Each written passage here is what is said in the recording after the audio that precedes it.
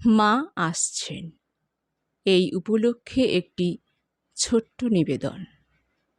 কবিতাটির নাম মা, কলমে শর্মিষ্ঠা ভট্টাচার্য, কণ্ঠে সুপর্ণা সূত্রধর।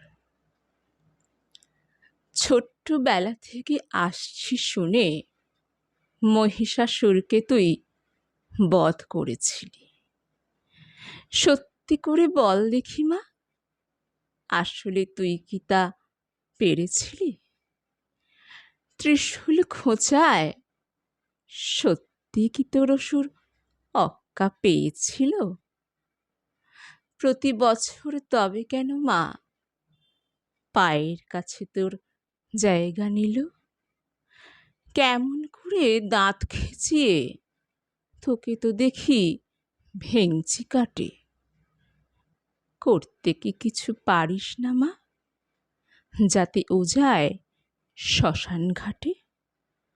সত্যি করে বলতো মা তুই, কবে মহিষাসুরকে করবি শেষ?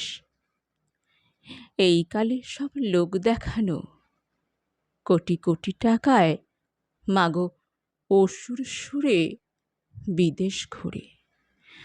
অসুর নিধন যদি মা তোর হয়েই থাকে প্রধান কাজ, তোর মায়ের ঘরে কেন আজ শুধুই চলছে অসুররাজ?